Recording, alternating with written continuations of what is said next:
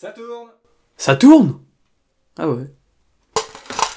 Salut YouTube, on se retrouve pour une nouvelle vidéo. Pardonnez-moi, je terminais mon plat de pâtes. Et ça me fait penser justement, lors du Grand Prix du Mugello 2014, Valentino Rossi a utilisé un casque avec des pâtes, qui malgré la cuisson conseillée à 46 minutes, ne seront jamais trop cuites. Faisant le parallèle avec lui qui, même à 35 ans, n'est pas totalement terminé. La transition est toute trouvée, comme quoi les vidéos sont bien écrites, puisqu'aujourd'hui on va décortiquer quelques-uns parmi la cinquantaine de designs qu'a apporté le non-up champion du monde durant le quart de siècle qu'a duré sa carrière. Et vu la créativité de l'italien et de son designer Aldo Drudi, les symboles cachés derrière les casques, ce n'est pas ce qui manque.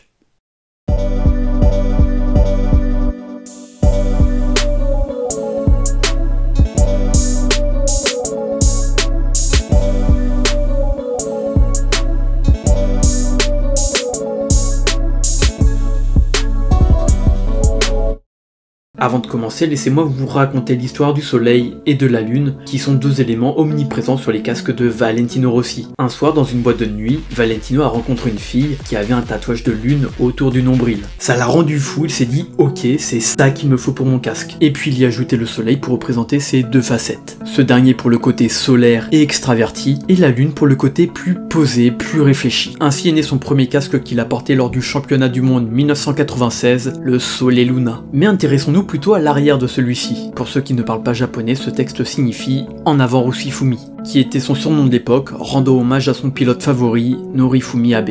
Oh tiens, un préservatif énervé. Ah là, il est pas content, hein. Et il nous le fait savoir. Questa calma non mi piace. Je n'aime pas ce calme. Pour les plus matures d'entre vous, je pense que vous comprenez le délire. Une capote qui sert pas beaucoup. Ah, je vous confirme.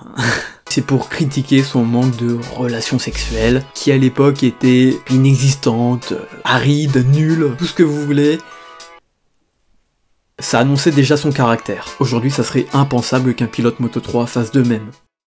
En 2004, lors de son Grand Prix national au Mugello, Valentino porta un casque à la peinture boisée, surmonté d'une médaille, elle aussi en bois, où il est écrit 4 en chiffres romains. Ici, c'est une allusion à ses deux précédents Grands Prix, où il a terminé 4ème. En Italie, on dit qu'il a remporté la médaille de bois, d'où la forte présence de cette matière sur son casque. C'est l'équivalent pour nous de la médaille en chocolat, ma préférée.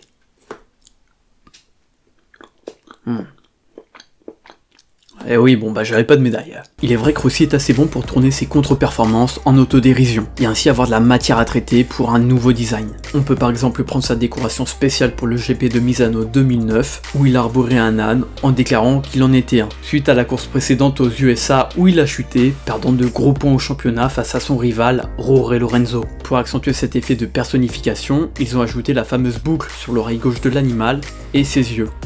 Cet âne sur le casque, vous l'avez reconnu, c'est celui dans Shrek. Comme beaucoup, ce casque a une réplica, mais comme l'âne appartient à DreamWorks, la société de production, et qu'AGV n'ont pas les droits de le commercialiser, ils ont légèrement modifié la réplique. Vraiment légèrement. Ouais, c'est ça, la modif. Il y a des mecs qui ont payé pour rouler avec ça. C'est tellement nul et dérivé de l'original que c'est un peu amusant, et c'est sûrement volontaire.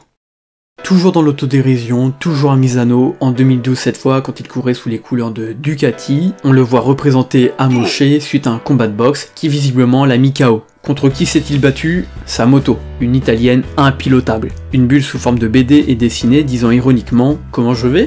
Puisqu'on s'en doute, ça va pas, mais le détail qui m'intéresse ici, c'est ses gants. On peut lire Sempre Last, si on le traduit cela signifie toujours dernier, en lien avec ses résultats, et mieux encore ceci est un clin d'œil à la marque de gants de boxe Everlast. Fallait y penser.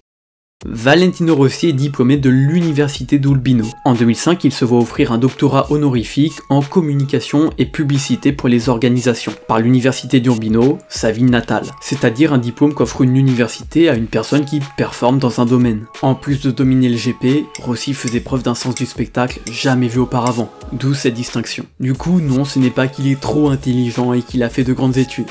Désolé de vous décevoir. Par conséquent, comme il a reçu un doctorat, on peut dire qu'il est docteur pour de vrai. C'est d'ailleurs ce qu'il a inscrit sur son casque spécial du Grand Prix du Mugello 2005. On le voit habillé en lauréat tenant son diplôme, avec une phrase sur chaque côté où il écrit « Valentino, docteur, pour de vrai », puisque je le rappelle pour les novices, son surnom principal est The Doctor, le docteur, et ce bien avant qu'il reçoive cette distinction. Pour vous dire à quel point Rossi est atypique, au Mugello 2006, il a porté ce casque, où on le voit représenté avec le poulet Osvaldo, mascotte de Osvaldo Poulet, le chien... Quoi? Vous connaissez pas Osvaldo Poulet? C'est normal, ça n'existe pas. Pour vous la faire courte, en 98, après l'une de ses victoires, Rossi fit un tour d'honneur avec un poulet à l'arrière, en déclarant que celui-ci était un hommage au restaurant Olvado Polleria qu'il avait aidé à ses débuts. Il a même porté un autocollant sur son casque et un bonnet à l'effigie du resto sur le podium. Mais plus tard, il avouera que c'était qu'une blague qu'il a faite avec ses potes. Ouais, les gars vont loin. Vraiment, je le répète, mais aujourd'hui, personne ne ferait ça. Mais reprenons. On voit Rossi, le poulet Osvaldo, son chien Guido, Enzo Ferrari, Steve McQueen et deux meufs à poil. Enfin, c'est la même qui est représentée deux fois. Si on devine que les différentes entités présentes font partie de l'univers de Vallée et des gens qui l'admirent, c'est qui, elle? Laissez-moi vous expliquer. Vous avez pu le remarquer, ce casque représente des cases de bande dessinée, car c'est une promotion de la collaboration entre Rossi et Milo Manara, qui pour sa part est... comment vous dire, en plus ma famille regarde mes vidéos, c'est un dessinateur érotique. Voilà, il fait des bandes dessinées de... Je vais pas vous faire un dessin. Du coup, en 2006, les deux coopèrent pour créer 46, 46 en italien. C'est une BD fictive où Rossi veut gagner le championnat, mais des gens veulent lui en empêcher, et il doit trouver qui. Pour cela, il va être aidé par son chien Guido, le fantôme du poulet Osvaldo, qui a l'air un peu con, et il verra la sainte apparition des fantômes de Jim Morrison, Steve McQueen ou encore Enzo Ferrari, qui eux aussi l'aideront dans sa quête. Du coup, vous comprenez que tous ces personnages-là sont ceux du casque. Enfin, je vous laisserai découvrir tout ça par vous-même, il n'y a même pas besoin d'acheter la BD, puisqu'il y a une version de cette dernière sur YouTube. Comme d'hab, je vous affiche le lien en haut à droite de l'écran. Alors c'est en italien, mais perso je parle pas la langue, j'ai compris l'essentiel. En plus c'est bien animé avec de la musique, des bruitages et les véritables voix des personnages. Pas pour tous, hein. Enzo Ferrari par exemple, bon c'est compliqué, mais typiquement Rossi, c'est lui qui a doublé sa propre voix. On retrouve aussi Manara ou encore le célèbre commentateur italien Guido Meda qui ont participé au doublage. Tant qu'on est dans cette vibe, continuons. Mugello 2007, Rossi s'équipe d'un petit gros cœur pour montrer son amour et sa gratitude envers ses fans. Derrière, il a même un supporter avec une pancarte où il est écrit « J'encourage Rossi ». Et ça aurait pu être très mignon comme casque, hein. Sauf que... le chien a une érection. En cours de saison 2006, Valentino est passé d'un casque blanc à jaune, car au vu de ses résultats légèrement en deçà de d'habitude, il pensait que le blanc lui portait l'œil. On remarque aussi que le soleil a autant de rayons que Rossi avait de titres, c'est-à-dire 7. C'est aussi le cas pour Misano 2019. Sur ce dernier, les sandwichs et la pastèque représentent le soleil et la lune. Mais encore une fois, les parts sont au nombre de 9, référence aux 9 titres de l'italien. Ce détail est aussi présent sur d'autres casques, comme les Sole Luna 2018, 2019 et 2020, mais je voulais parler de ce home spécial Saint-Marin, car je sais pas vous, mais moi ces petites parts de sandwich, à chaque fois que je les vois, ça me donne un petit creux. Merci. D'ailleurs, vous pensez que les designs des saisons 2018 et 2019 sont similaires, alors que pas vraiment. Les contours brillants des symboles sont plus fins sur la version 2018 que sur celui de 2019.